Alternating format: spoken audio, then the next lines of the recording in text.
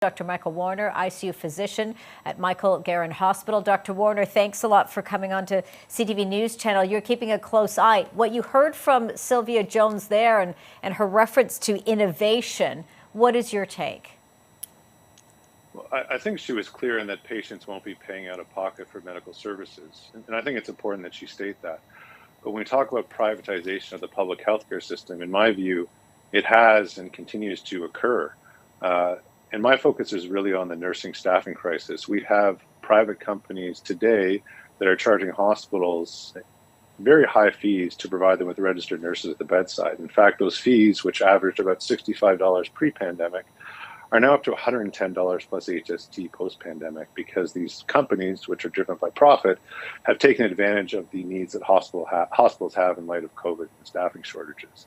In fact, Angie, there's one company that charges hospital surge pricing, kind of like Uber or Ticketmaster, whereby if a shift is not booked and it's close to the time that it's to start, the price can go up to $140 an hour. This is not the money the nurse gets, but this is the money the hospital pays, and those dollars are tax dollars. So I don't think that privatization of certain aspects of the healthcare system is appropriate, because it's not improving the staffing shortage, and actually it's costing hospitals more money. The government has been asked repeatedly what the solution is going to be. They haven't really provided any specifics, but if you needed to see, you know, and you being there on the front line to say, here's what needs to happen, what would you say? Well, I think if you ask 10 people, you'll get 10 answers, because it's a complex problem. And I would encourage you to ask nurses what would make their life better, because I'm just an ICU doctor. But I think that Bill 124 is a huge sticking point. It makes nurses feel devalued, especially what they've been through over the past 2 or 3 years. That needs to be off the table, because it actually drives nurses towards agency work, where they can earn a higher hourly wage compared to their union wages, because those union wages are depressed, even if we consider vacation pay and benefits. We need to make sure that if we're going to bring on internationally trained and credentialed nurses, that there are people to train them who aren't the same people who are working in the trenches. That means retired nurses or part-time experienced nurses need to be paid appropriately to train these nurses, so that they can become active members of the healthcare team expeditiously.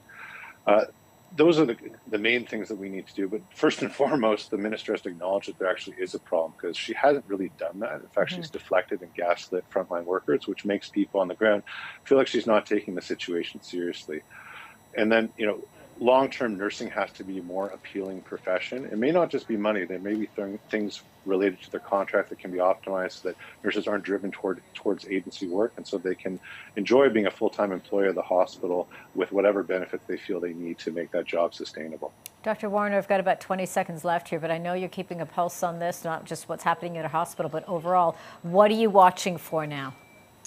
I'm concerned that in the fall, if there's a COVID surge, the system will be brought to its knees, because right now there isn't much COVID in the hospital, Angie, and we're experiencing unprecedented problems given this time of year. So I'm hoping the government will act expeditiously, thinking to the future.